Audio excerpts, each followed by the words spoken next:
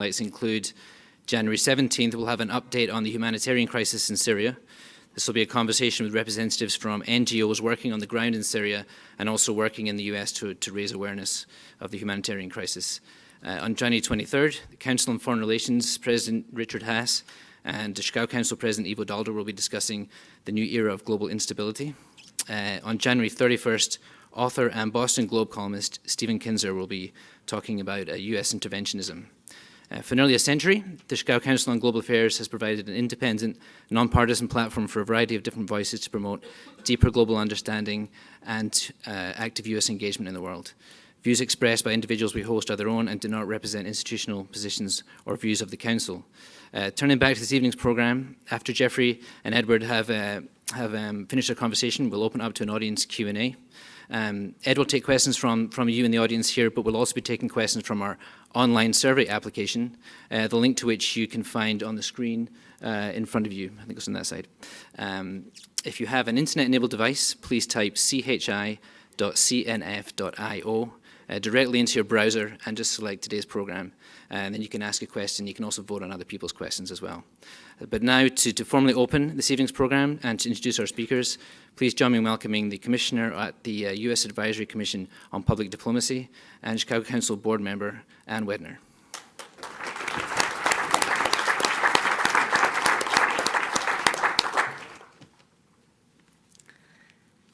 Good evening, ladies and gentlemen. On behalf of the Chicago Council on Global Affairs, thank you for joining us tonight.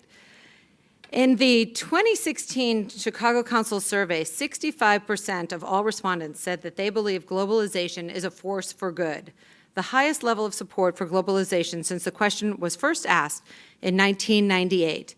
Yet, anti-globalist sentiment set the tone during the presidential election campaign. Candidates of all stripes accused free trade of eliminating jobs, depressing wages, and giving an unfair advantage to other nations. Anti-immigrant sentiments have grown with calls for stronger border controls and more stringent immigration laws. The benefits of long-standing international organizations, alliances, and agreements have been called into question. Internationally, too, the Brexit vote was a landmark rejection of economic and political integration by the United Kingdom voters. At the same time, insular nationalist movements are gaining prominence in other European nations.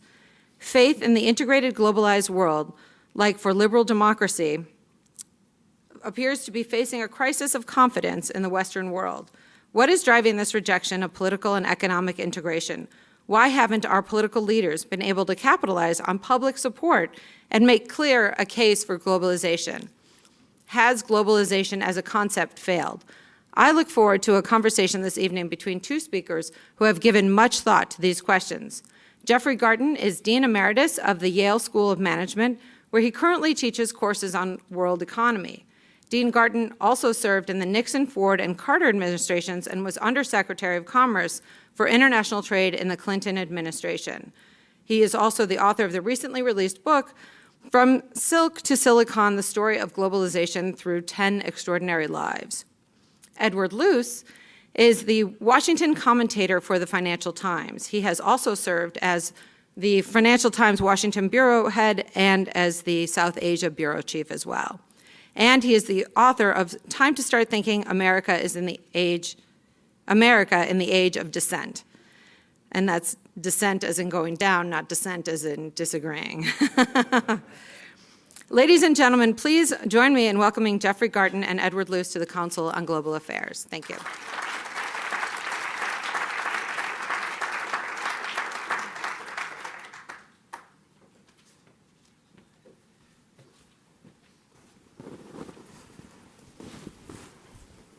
Thank you very much, Anne, for that introduction and for setting the table. So we are going to talk a little bit about this book, this wonderful book, but I want to sort of get into the main topic pretty quickly. But first of all, let me just say it's a great pleasure to be. I've known you, Jeff, I think for 10 years or roughly 10 years. Right. The book you mentioned I wrote, Jeffrey was extremely helpful with, a generous intellectually and personally individual, so I couldn't think of a nicer person to be sitting here with this evening. I should also mention, this will probably annoy you, that you are married to a famous chef. Ina Garten, who's... Far from annoying me, it's the proudest thing in my life. No, actually annoy is probably the wrong term. It's not the reason for it. Cooking for Jeffrey is, I believe, a tagline and the title of a book. Talking globalization with Jeffrey is the subject of this evening. Now, you've got into a lot of interest in the 10 sort of key figures in the story of globalization, from Genghis Khan to right up to Deng Xiaoping. And we're going to get into that a little bit. But let's just sort of kick off with the present tense, where we are right now. As Anne mentioned, we've had Trump elected. We've had, in my own country, Brexit. Now, one of the characters you have in your book is Jean Monnet, the great European integrator of the 40s and 50s. Monnet was known in Britain. There was a phrase, Monnet is the root of all evil. And Brexit, in a way, was an expression of that this year. We have the Italian elections probably coming up soon.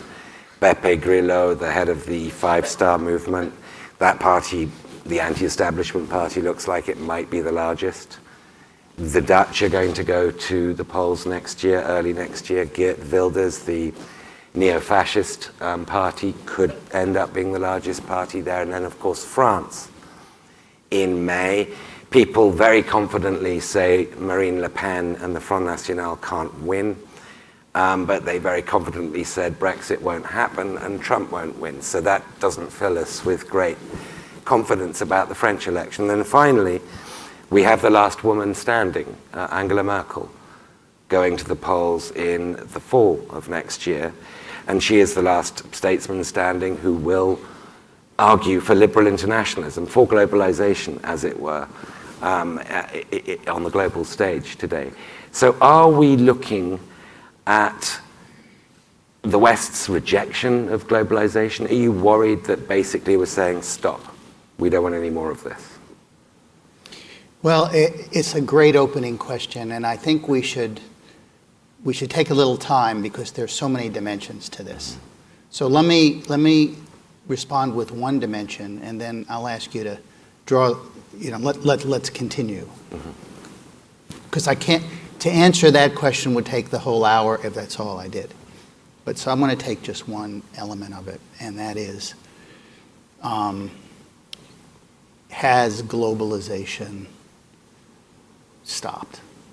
Or is it in the process of stopping? And the way I look at it is that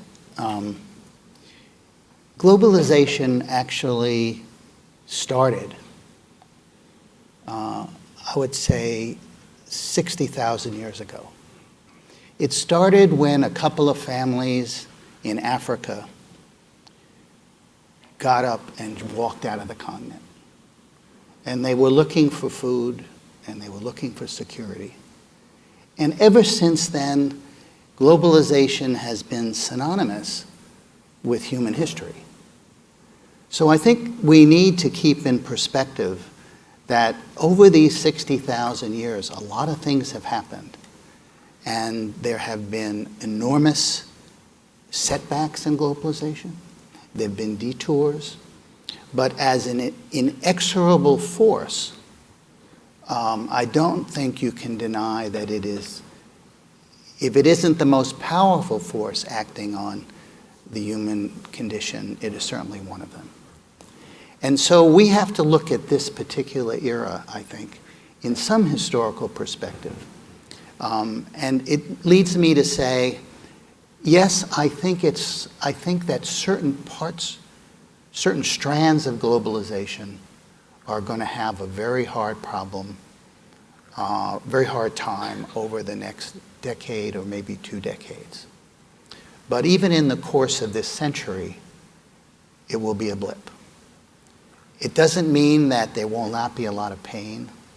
It doesn't mean that the reasons for the slowdown in these certain areas are not totally justified. But I think we would lose all perspective if we thought that this massive historical trend is coming to an end. So I'm happy to talk about which parts of globalization may be slowing and which are accelerating.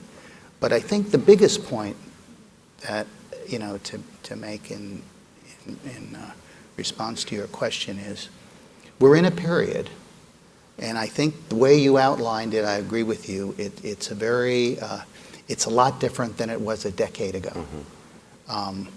But in terms of its durability, its depth, that we can discuss. No, let's discuss it. I mean, there's two or three there's most characters here. Let's just pick a couple at random. Robert Clive, for example, the man who you wonderfully describe in the 10 biographies you give in this book, was a junior clerk in the East India Company based in Madras, now Chennai. Goes on basically to conquer a continent, a subcontinent. There's Cyrus Field, a very different character in the 19th century, the American who built the first sub-Atlantic, the submarine telegraph that linked up Europe and the United States in instant communications. Or there's Rockefeller, the first creator. These are figures who are, as you wonderfully describe, absolutely key historic characters in integrating the world, in good ways and bad ways. But they are pro-globalization figures in terms of the impact of their lives. All of them have a nation state or an empire or a superpower behind them. So my question is, the next great individuals of globalization, which great power is going to be behind them? Which country is going to be sponsoring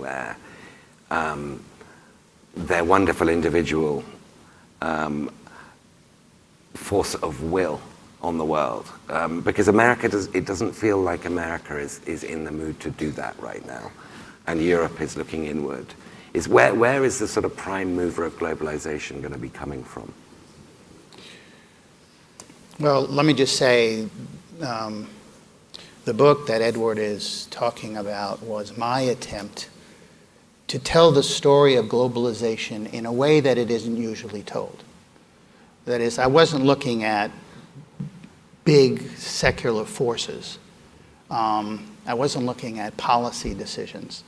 But I wanted to look at individuals who made a massive difference. So I picked 10, and each chapter is the life and times of someone else. I went back 1,000 years, so I picked 10 people over 1,000 years. And I think it is true, I never actually thought about it, that they're all from different countries, but they had the winds of that country behind them.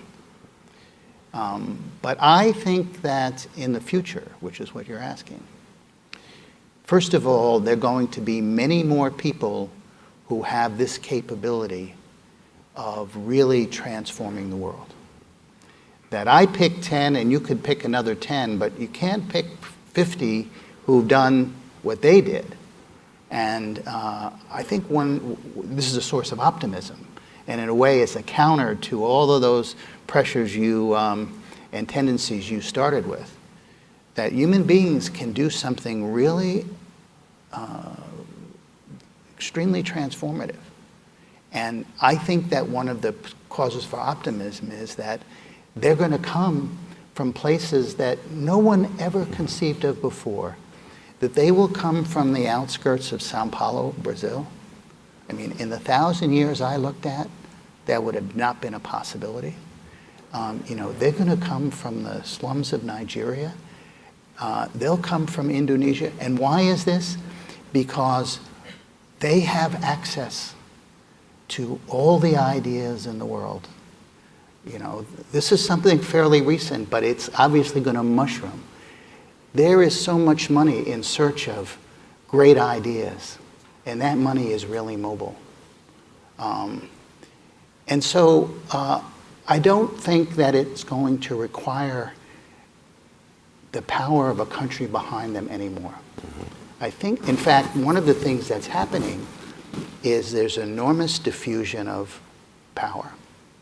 And so it isn't like it used to be where the Anglo-American access is the motor behind so much of what is happening. Or if I went back at the beginning, that was China. That was China in the. But you end with somebody. Well, You begin with somebody near China, a Mongolian, Right. Genghis Khan, The and you end Chinese with claim Deng him. Xiaoping. Right. Yeah, right. They claim him They now, claim him. yes. He claimed China at the time. So you end and begin with the Chinese. There's one other point I want to make. I picked 10 people, only one woman. And I must say, I would have wanted to have 2, and I defy anybody to give me another one on the level of all the people I wrote about. But if we're looking 50 years ahead, Can I suggest one? yeah, No, as I said, but if we're looking 50 years ahead, it will be filled with women. So here is half the world's talent pool that was not available before, that will be now. So I think that's, they're going to be, and the thing is, these are people, they're not countries. So whatever we think about politics, that is, I would say, far less important than it has been in the past. It's far less important in the future. So you very eloquently now, but also in your book, make the optimistic stage for the long view of globalization, which I accept. But my job as, in a way, your interviewer is to play devil's advocate. Sure. So let me take you back to the previous heyday of modern globalization, the late 19th century, early 20th century, where levels of trade flow between countries was at its greatest ever, and it didn't regain that until our current day. So that was the peak of globalization. But it was also... And it wasn't just trade. I mean, it was movement of It peoples. was movement of people. It was capital. Absolutely. And the technology, of course, the effect of Cyrus Field and others linking up the world communications.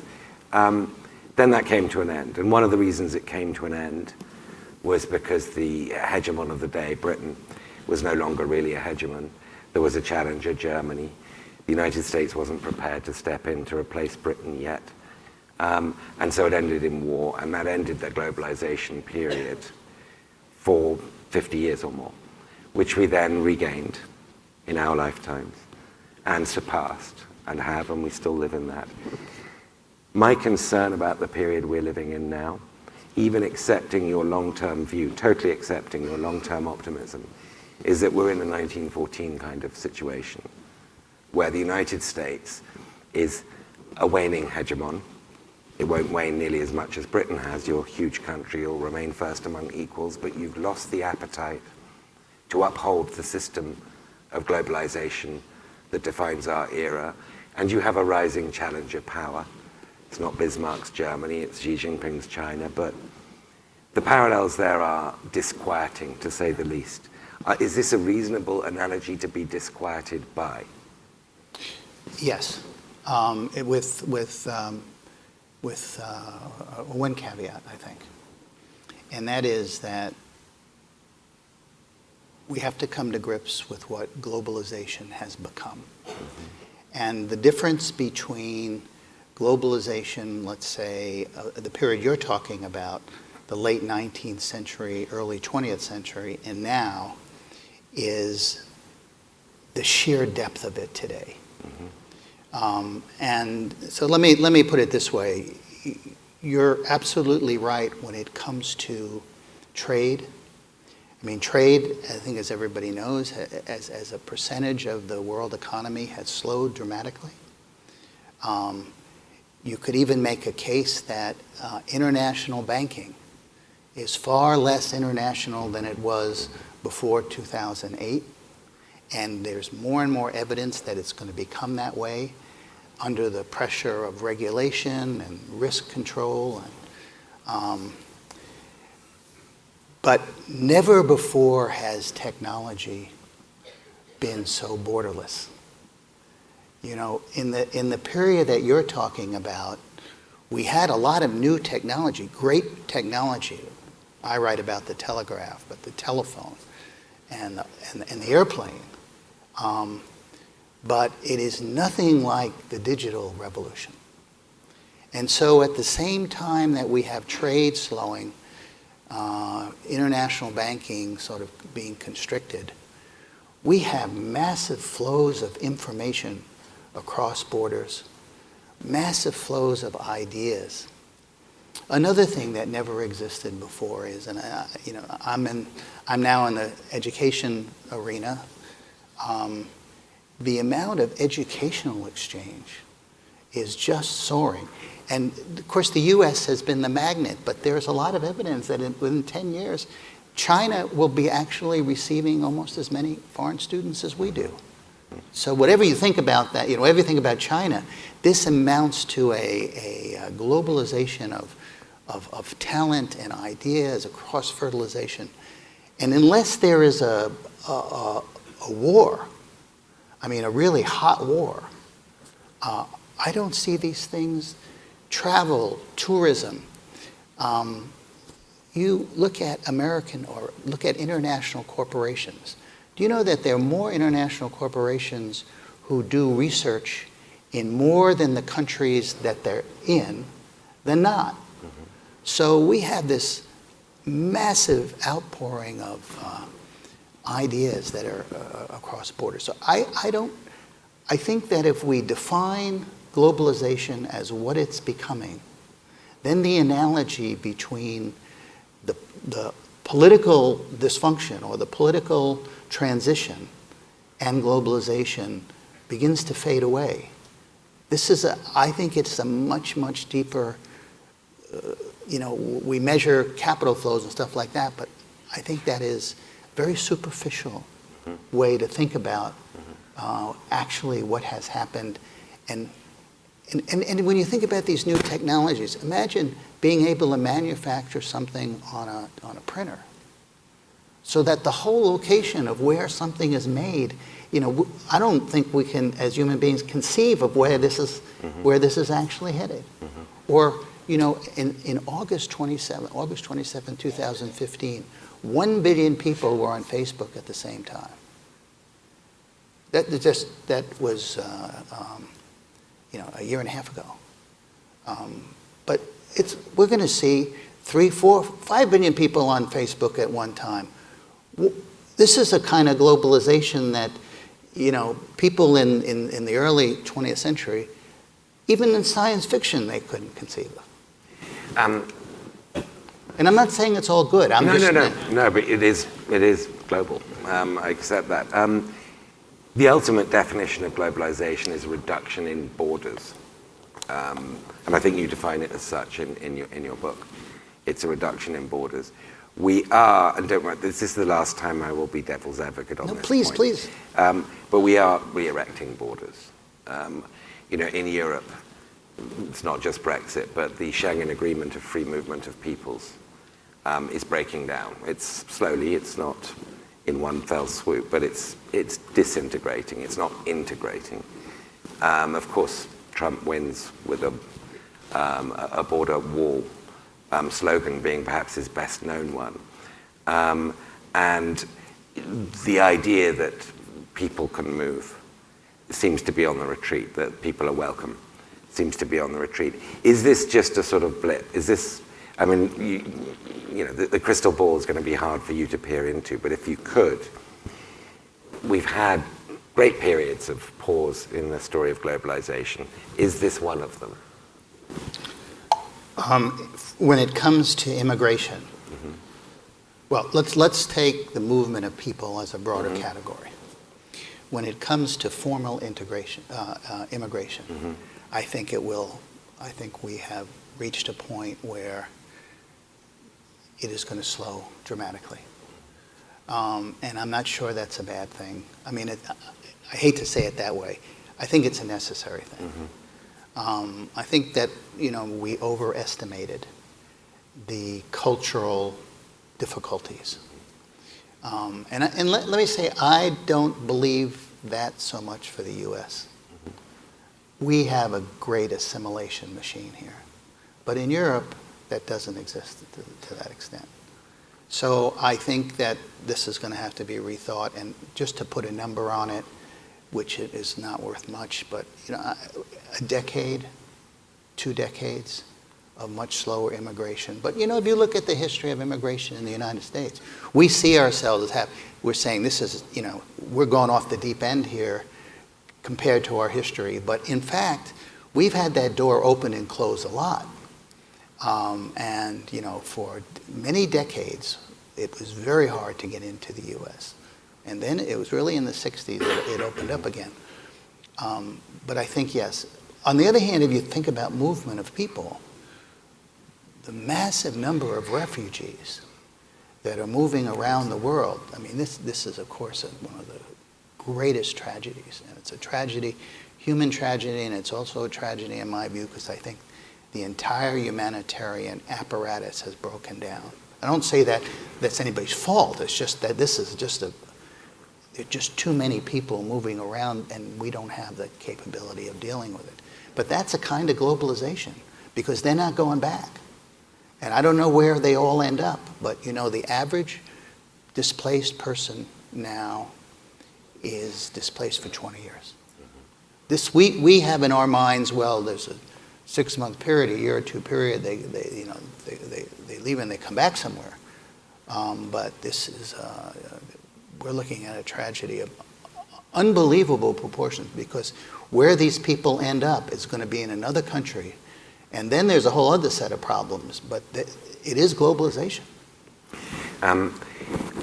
Once it resumes, if it's paused, what's the logical end state of globalization? Is there going to be a Jean Monnet of the world? Are we going to have a single global currency? Are we going to have some form of global government? I don't wish to sound like a sort of one of the paranoid conspiracy theorists, but globalization is about relentless long-term historical integration.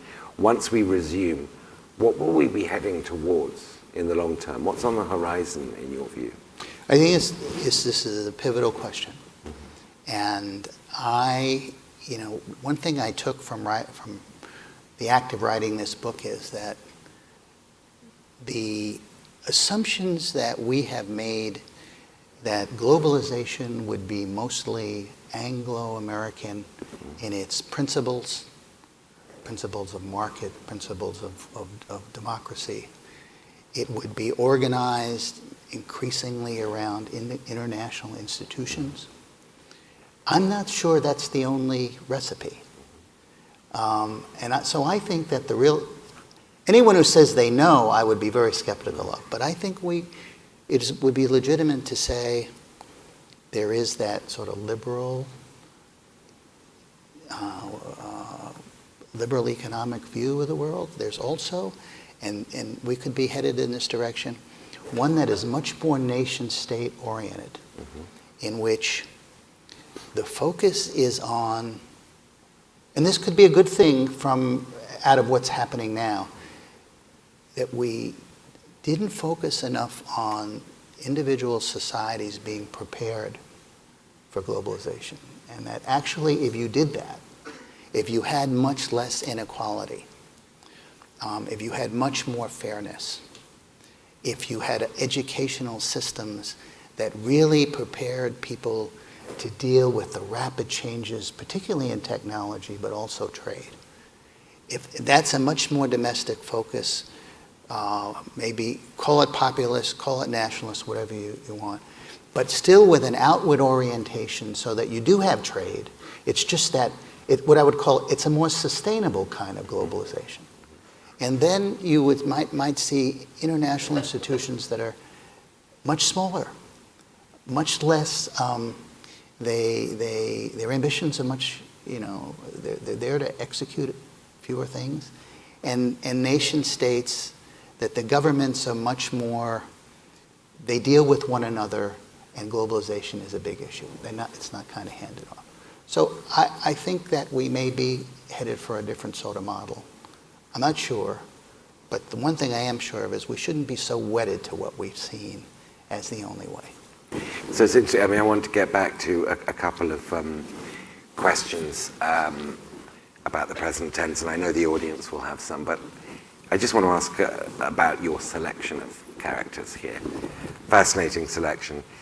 You've got Genghis Khan, you've got Rockefeller, you've got, you end with Margaret Thatcher. Actually, I was delighted to see that I've interviewed 2 of your 10 great globalizers, Andy Grove, the late great Andy Grove of Intel, the co-founder of Intel, and Margaret Thatcher, the late, great Margaret Thatcher. But your selection of Genghis Khan is quite a shocking sort of beginning to, what is essentially a positive case for globalization. Why did you start with him? I could say it was very scientific, but I wanted to go way back. I had the idea of, going way back in history. And I thought that somebody who brought together East and West was a really good starting point, because I wanted to, all along the way, I wanted to be able to relate the people. I picked people who did something I thought was so spectacular that every day today we still see the results of what they did. So this notion of bringing East and West together is a really big deal today, right? I mean, you alluded to it several times. We were talking about China and the rise of China, and here was somebody from that part of the world whose influence went all the way into Eastern Europe. And the other thing I wanted to show was that globalization always has two sides. There's a good side, there's a bad side. And Genghis Khan was a perfect embodiment, because he conquered all these countries in the most brutal way. Although I must say, I couldn't, when I was researching it, I couldn't conceive of that brutality until, it took me a long time to write this book. Suddenly, if you see what's going on in the Middle East now, it's no different. But in any event, after he conquered it, he set up a communication system that went east to west. He set up a transportation system that allowed, for the first time, merchants to cross the Silk Road all the way. They could never go all the way before. They had to stop in the middle, and it was like a relay. He had passports. He did something that was quite amazing. He allowed extreme religious tolerance. In fact, I noticed just this week somebody has written a book about Genghis Khan and only emphasizing the positive stuff. But I think it was a good canvas. So It was so big. your method of selection is interesting. I know it's subjective. It's people who represent something, some age, and some characteristics, but Genghis Khan and not Christopher Columbus. Well, because the second person I wrote about was bigger than Christopher Columbus, in my view. Henry the Voyager. Henry the Navigator, who was a Portuguese prince in the 14th century, who was the impresario who put together the shipbuilding, the cruise, all the nautical technology that existed at the time. And he forced these crews to go down the west coast of Africa. And nobody had ever done that before, or at least nobody knew that anybody had done it before, because they were afraid that if they went past a certain point where the coast really juts out, they would never be able to come back. They thought their skin would burn. I mean, it sounds crazy now. This was the real mythology of the time. And those same ships went around the world. That was Magellan. Christopher Columbus used those ships. So I thought that what I call the father of European exploration was actually more significant. That Christopher Columbus was like one of the foot soldiers. This person, and here's another reason I chose him. He was the first known person who did exploration scientifically. That is, every time he sent a ship out and it came back, he amassed the information and he gave that information to the next ship that was going out. That sounds very elementary to us, but it had never been done before. And, there was people have written that he had this nautical school where all the knowledge was centralized. It wasn't quite that, but basically he applied a scientific method. And, as I write in the book, when Wernher von Braun, in our space program, when he arrived, he said, I want this to be like Henry the Navigator. He said, that's the model for NASA, that's the model for exploring the heavens, because we have to collate this information and learn every time. And that's what he did. Let me throw out a couple of other pairings, 2 or 3 other pairings. Robert Clive and not Napoleon Bonaparte. Cyrus Field and not Samuel Morse. Andy Grove and not Steve Jobs. What sort of, in each of these cases, what made you to... So let me take the last led one, you to because your I think choice. most people Yeah. here could relate to this. I had to obviously pick somebody who represented the age of the computer age, right? And so I said, the obvious candidates would be Steve Jobs, Bill Gates, Andy Grove. I could eliminate Steve Jobs because I only went to the end of the 20th century, and actually his real breakthroughs occurred in the 21st century. Gates, I have always felt, will actually be seen more for his philanthropy than what he did at Microsoft. But Andy Grove figured out how to manufacture silicon chips so that instead of 2 out of every 100 being usable, 90 out of every 100 be usable. And silicon chips are the basis of all the technology that we are mesmerized with today. And in figuring out how to do that, in figuring out that manufacturing process, in figuring out how to make scientists and technologists commercial, in being so exacting, where there couldn't be a speck of dust around, in measuring everything. He used to measure, the janitors would get paid by how many square inches they cleaned every night. And the lawyers would get paid by how many lawsuits they filed against somebody who might infringe on a patent. The guy didn't infringe yet, but even he was looking at it. But the point, this was really the basis of what I called the third industrial revolution. So it was bigger than Andy Grove, it was bigger than the silicon chips. It's everything we see, it's the foundation for everything we see today. The robots with artificial intelligence, the nanotechnology, all of this stuff. Andy Grove figured out how you do it at scale. And if you can't do it at scale, this is somebody operating it's an artisan. If you extended it into the 21st century. No, don't ask me this. No, forget. I'm not going to ask you a Donald Trump question. No, not. I thought you were going to ask me who would we write about. Oh, well, yeah. Sorry, you're right. In that case, that's exactly what I was going to ask you, and I'm still going to ask you. Elon Musk, Xi Jinping. I mean, Osama bin Laden. You can choose bad global characters who are using technology that you talk about as being globally integrating, and you can choose good ones, like Genghis Khan. Now, I can't see any good side to Osama bin Laden, I hasten to add. But what kind of figures contemporary figures would you be thinking of? Well, let me tell you, I wrote about these 10 people, and I did this really straight or really naively, depending on your view, but only at the end did I ask myself, what did they have in common, if anything?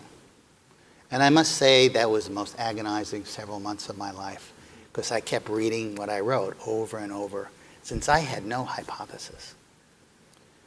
And I'm answering the question this way because when I give you the 3 things, you'll see why it's very hard to, but you'll also see why I would eliminate Elon Musk, who is obviously an incredible, innovative person. But all 10 of these people, and I'm not saying I picked the only 10, nor that 10 is an excellent scientific sample. But I did 10, and you know, my conclusions were this. Everyone, there's a book by Isaiah Berlin called Fox and the Hedgehog. The Hedgehog and the Fox. Hedgehogs are people who only do one thing. They do it in enormous depth, but that's all they know. And foxes are people who know a lot of things, but not in that great depth. And I found that every single person I wrote about was a hedgehog. That is, that from a very young age, they had one driving force. And it's because of that force that they could overcome many, many obstacles because they had nothing else. This was a level of persistence and a level of commitment and passion that made it so they had to succeed. I mean, we all have that to some extent, but they had it, you know, to an extent that very few human beings have. So Elon Musk has so many different interests, right? He's involved in so many different things. The only person there that was involved in more than one was Rockefeller, and he did it seriatim. He was an incredible business person and created the global oil industry, and then he became one of the world's great philanthropists. But it was one after the other, and in fact, the philanthropy was run like a global business. So the second thing is that they were, in a way, accidental globalists. That is, none of them really had great altruistic, idealistic views. They were just trying to solve a problem. The problem was in front of them, and they took one step after another, and they were basically just really good at what they did, and it happened to be at scale, at global scale. You know, I think if you take just these two, it's very hard to put your finger today on who would be a candidate. This is one of the reasons I wasn't being flippant or mischievous, but one of the reasons I mentioned bin Laden, because he has used these tools of globalization, and others in his wake are using them to knit up all kinds of populations and extend all kinds of frontiers that we could safely categorize as bad globalization. But he's a pretty pivotal character in having shown the way, isn't he? Well, I mean, we could pick some really bad characters. I was just trying to pick people who, on balance, there was no question. But you know, there's no Stalin, there's no Hitler, there's no even Napoleon. I didn't see that. Obviously, he had globalizing influence, but I didn't see the real positive there. So let me ask you a couple of questions before turning it over to the audience. One is about cities. I was earlier doing a session with Richard Longworth, who's a fellow here and a doyen of the Chicago Tribune over many decades, and he's chronicled the sort of rise of the backlash against globalization, if you like. And one way of looking at that backlash is essentially the hinterlands voting against the cities. And in Britain, you had that sort of to an extreme degree, which is London, 2/3 of London voted to remain in Europe. But rural England in particular essentially vetoed London. In the United States presidential election a month ago, the cities all overwhelmingly voted for, and the economically successful areas of America all overwhelmingly voted Democratic for Hillary Clinton. The hinterlands, the Iowas, the Ohios voted for Donald Trump.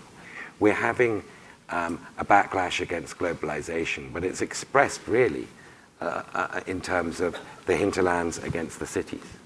And cities are kind of the vehicles of the global economy nowadays. It's where the successful people live, the innovation is taking place, the communications is occurring.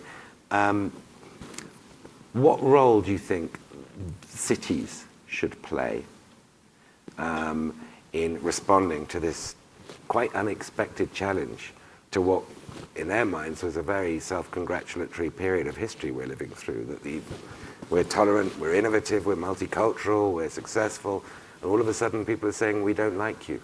Yep. What do cities do about this? Well, first, I should have said when we were talking about frameworks for globalization, that you could also conceive of a framework in which the cities are joined up, because they are, I'm just reinforcing what you said, and I should have mentioned this before in talking about why globalization has to continue, and that is what's happening in cities and also the communications among cities. And I think the innovation that is being forced when you get so many people together, and that we have a hyper-urbanization trend. You know, almost every single day between now and 2050, 180,000 people are moving to the cities. 8 New York cities a year are being created, not necessarily brand new, could be extensions of existing cities, but this urbanization thing is absolutely enormous and totally unprecedented. I can think of one thing that cities can do, and that is to figure out a way to spread the innovation that is going on to other parts that are less urbanized. And I'll give you a very concrete example. That I think one of the great challenges and great opportunities, let's take in the U.S., but it's probably everywhere, is a kind of, is education, skill-based education that just doesn't happen in any, it happens in Germany, obviously. I think it happens in Korea, in South Korea, maybe Denmark, but it doesn't happen enough where people, where we it isn't about graduate degrees in liberal arts, or even graduate degrees in science. We've got plenty of those. It's people who can actually, it's a new kind of skill where you don't build a machine tool, but you can program it. And we don't have that in this country. And I think that is the root, this is not about welfare. This is about a whole education system that has vocational training, high-end vocational training, apprenticeships. We had that at one time, and it's gone, and it's got a bad stigma. But all these educational organizations in cities could have extension programs. I think they will. It's easier in a city to have these kinds of institutions because you have the mass. But to keep it just within the urban area, I think, goes counter to developing the social harmony that would allow, it's not just globalization, but just the obverse of real division. Well, that's a very, very good food for thought, education. Let's bring everybody else in. We've got sort of 20, 25 minutes for questions. There are some on the screen here, but I'll give priority to physical display of hands. So is that a lady? I can see a hand. I just can't tell the gender of the hand. I can see the face now. It's a lady. I apologize. Lyric Hale with EconView. When you're talking about globalization, there have been some headwinds in the 21st century. Foremost is the drop in productivity, and I'm sure you've seen Bob Gordon's book that says that the technological innovations that happened in the 20th century aren't going to have the same effects anymore. So that's a permanent headwind, perhaps. And a second thing I think that's really important is what you mentioned about education. And actually, if you look at education in Germany, what you just talked about, Yes, because it's not culturally acceptable for people not to have college degrees, to have a proper place in society. We don't have that kind of culture here. By the way, I gave a talk once to a group of Chinese MBAs in Boston, the best and the brightest, and I asked them as a focus group, how many of you think when you go home that in your lifetime you will vote in an election? And only one person out of more than 150 said yes. So yes, people can have these educational experiences, but there's something stronger than education, which is culture. And that's what I think we're seeing. And culture is not just geographic. Davos Man is a kind of culture that probably we're part of. But there's also a guy in Wisconsin tonight who's trying to figure out, getting on the healthcare exchange, trying to figure out how he's going to buy a healthcare plan by midnight that costs less than his mortgage. Can you turn this into a question? Yes, so my question is, yes. Sorry. So my question is, how do you see, is that golden age of globalization for all the reasons I said past, and does the internet and technology, rather than giving us productivity, actually increase the divisions that we have? As I can probably see in my Facebook feed during the election. But it gives sanctuary to other cultures as well. Good question. Jeanette. It's a very good question. You know, I think that, and I would certainly include myself in this, even though I play such a minor role. There was a very naive view that you could have a homogenization of cultures. I mean, nobody would have thought total homogenation, but that basically there was something about markets and something about democracy that would spread with globalization because it was an Anglo-American drive to do that. And it seemed like people wanted that kind of, you know, they wanted the prosperity that came with that and the freedom. But as that happened, the cultural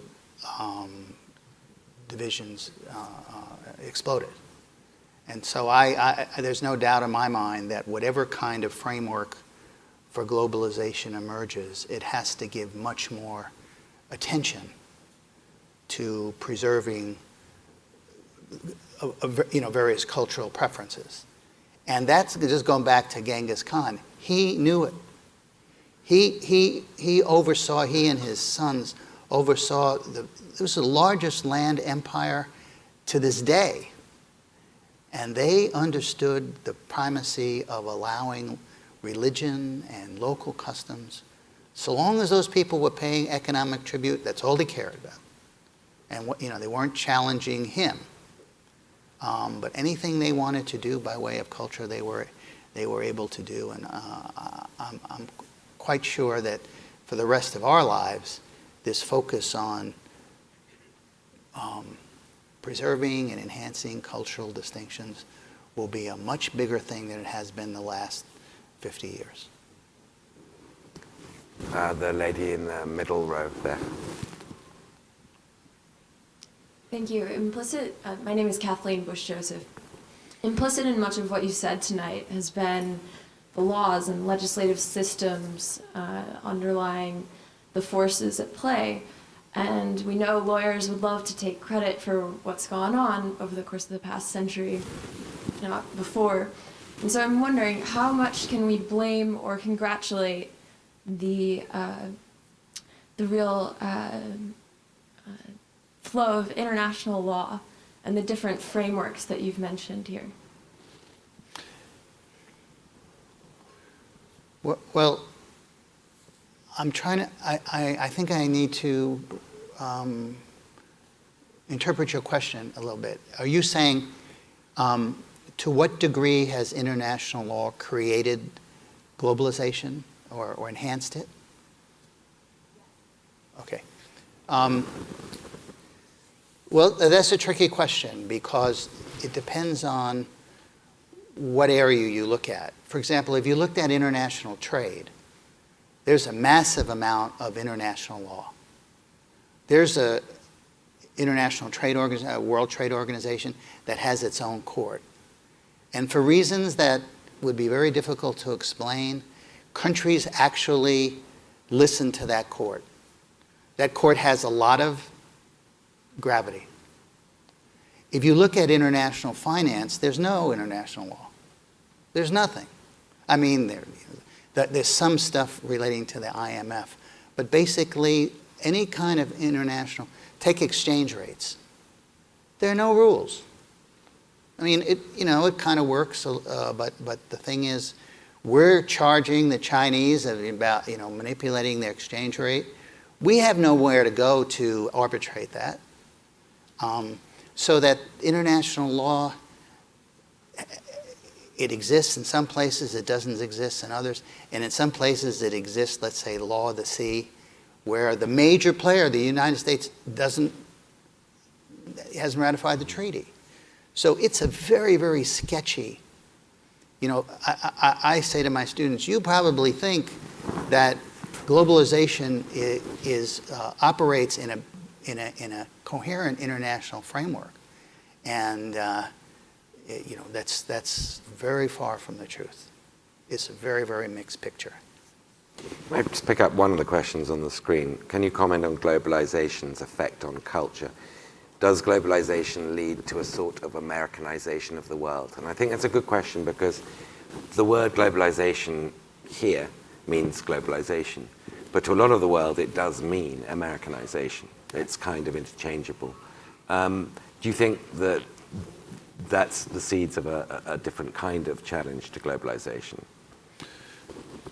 I think it's very understandable why so much of the world sees globalization as Americanization. Because this phase of globalization that we have been in really started after the Second World War. And for a couple of decades, the U.S. force was just outsized. I mean, it was so big, it was so powerful, there was no counter force. So we had hard power, we had soft power. Our culture was because we were so prosperous and so strong. I mean, what was not to like if you were somewhere else? I mean, if you were in China or Russia, closed up as they were, this was nirvana, right? Everybody wanted to come here. Everybody wanted to come to schools. I think that that is waning, and so it is waning not only because U.S. power relatively is waning, but because it's revealed we have a lot of problems. This is not what it was once billed as being, and so I think that people will not define it so much as Americanization in the future. I mean, a related question is about the fact that two countries, Russia and Ukraine, both with McDonald's, have gone to war, essentially, and others, you can think of India and Pakistan, have McDonald's. And it relates, I think, to the golden arches doctrine of Tom Friedman, that no two countries with McDonald's would go to war. And he meant that, of course, as a symbol that globalization is a force for peace. But I think a lot of what you've said today is it isn't necessarily, I mean, if Genghis Khan is the first person on your list, it's not a force for peace necessarily. No. I think it's I say we, but, our society, American society, the American society that benefited from globalization vastly exaggerated the good parts and didn't see the bad parts, and vastly exaggerated the durability of the American influence. And all of that is coming home to roost now. But I do want to emphasize that there are still American features. At least I'll put a question mark around it to say I don't know that the returns are in. For example, I think it is still the case that most people would like as much choice as they can have. And that is identified with us. Economic choice, political choice. I think that when it comes to technology, we are the font of most. I mean, maybe this won't last. A lot of discussion about China finally becoming an innovator, as it was a long time ago, but it hasn't happened yet. And if you look at all of the major technological innovations, the U.S. is really at the forefront. And that is transforming everything. So just where the dial sets, it's not going to be where it was, but we could also go way overboard and somehow as Americans, sell ourselves short and say we don't have an awful lot to offer. It's just that we can't push it in the way we used to. I mean, the worst episode of my professional life, looking back, was I was in the Clinton administration in late mid-1990s, and we went around the world. We were so convinced. We went to all these developing countries, and and China too, and we were shoving down their throat this thing called the Washington Consensus, this package of policies that we said we follow, and everybody seemed to we must have been really naive because it seemed like they bought it until the Asian financial crisis, and then it was revealed for the shallowness that it was. And then when the financial crisis of 2008 came, everything we were saying was really suspect. So we have a lot of great stuff, but we have to be more modest. We've got time for two or three more questions. Gentleman there with the glasses. I think there's a mic coming. I've really enjoyed this conversation because partly because it's been historically informed, fact-based, and rational. But you're going to get a Trump question. Finally. Did I give away the fact that I'm a professor? Maybe I no, I think there's a but here. But it seems increasingly clear that we're now living in a post-fact, post-rational, historically ignorant moment when people like us have to enter into conversations with people who, I'm thinking of the Pankaj Mishra piece in the Guardian a couple days ago, which argued that Brexit and the election of Donald Trump are the manifestation of a kind of irrationalism. That we've been living in a world that we assume is rational, where we can have discussions based on facts that are historically informed. But we now have an incoming president who's a serial liar, who has no understanding of history, and whose constituency seems to be not so much incapable, but uninterested in the kind of rational dialogue about globalism that you've been conducting.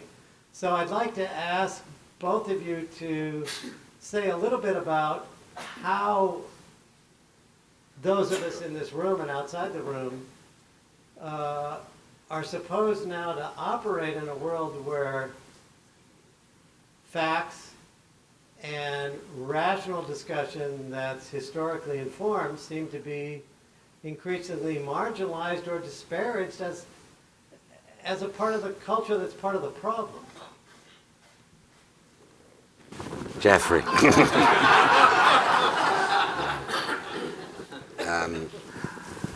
Look, I think it's a danger to refer to everybody who voted for Brexit or Trump as being irrational and post-truth.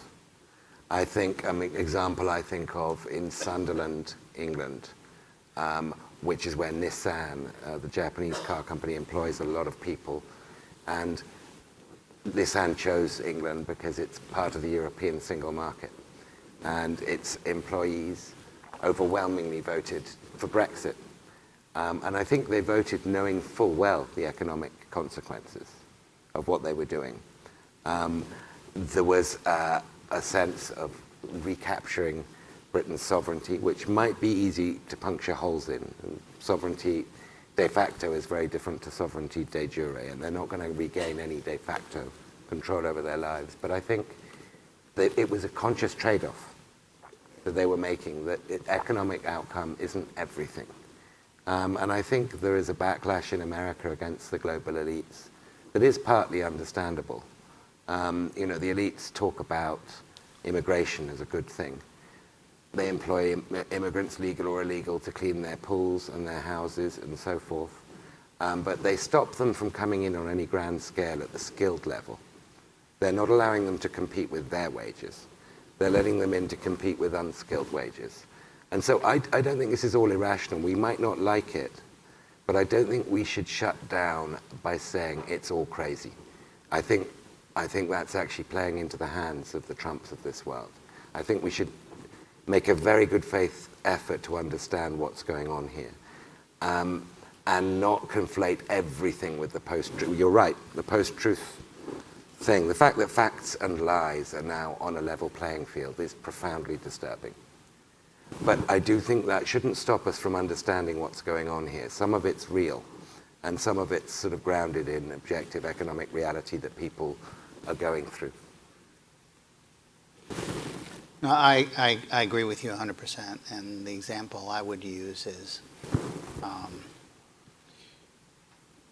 the people who benefited from globalization were really very, and I put myself in this category, very self-centered, very narrow in not understanding or not even caring about how many people were badly hurt over a substantial period of time. And it doesn't matter whether it was trade or whether it was technology, but the theory that somehow the benefits of globalization would be so great that you could share those benefits with people who weren't getting it just remained a theory. So from those people who were on the short end of the stick, it was a lie. They didn't see, they were, and this, it was Republican administrations, Democratic administrations. Nobody, if you look at the actual policies to prepare people who otherwise wouldn't have been prepared to deal with globalization, they're so insignificant that it is actually an enormous scandal. So I agree with what you're saying in the sense that, and I'm just only paraphrasing, this notion of the lies and the fake, the fake news, this may be the biggest problem we have, because how are we going to have any kind of discussion with those people, or, when the truth doesn't seem to matter?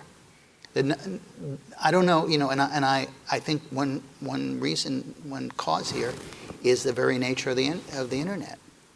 And here we've got, both sides of globalization. The internet that allows, a doctor to perform surgery thousands of miles away, bring the most advanced medicine to rural areas, and the internet that basically allows you to spread lies faster than you can write. And we're not very far away from even intelligent people. A lot of my friends just discarding the news altogether because they don't know what to believe. They should read the Financial Times. Churchill had a phrase that the lie has traveled 10 times around the world before truth has put his boots on. And I think, that was a pre-internet comment. That was a pre-internet. We've had this problem before, but the internet makes it a lot worse. We've got time, I think, for one more question, or two more, possibly, if they're quick. The lady in the back there with the grey. Hi, kind of going a little bit off course to what we're talking about, but still relevant. A lot of an idea that was pushed post the Trump election was this idea of education, education towards the diversity that exists in different cultures, and with globalization being this idea of coming together. What are the two? How do you relate the two such that you're still, allowing for some individuality to groups, but you're also having them come together, kind of to accept each other and eliminating a lot of turbulence that occurs because we reject each other, because we don't allow for each other's ideas to be explained, I guess I would say. Well, I think that's a really powerful question, because we need, in my view, we need to cultivate diversity, but we have to also find ways of having people get along and see the world from the other person's perspective. And I think this is a job, obviously, of educational institutions, but it's also a job of the way of parents in bringing up their children. So it's what you're identifying is very, very fundamental. I think that in the United States, up until not so long ago, we were doing a pretty good job of this. And we have a lot of diversity, and it wasn't explosive. Now I say that, but of course we've had enormous racial problems, which are clearly not close to being solved, and we've had problems with other ethnic people. But it was at least our goal. It's always been our goal to be able to accommodate lots of different groups of people. I don't know whether that's the same outside the U.S., but it's an idea we've got to continue to strive for. There will not be any progress on globalization without coming to grips with what you're talking about. The final question, short and snappy, Ivo. Yeah, very short.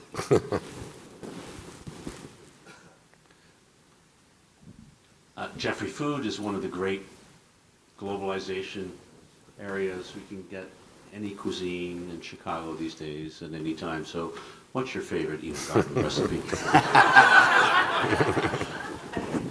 Skillet chicken. It's on the cover of my wife's new book, out now, Cooking for Jeffrey. She's made a big thing out of how much I like chicken. So she has 30 different recipes for chicken in this book, and I recommend them all. Great note to end. Thank you.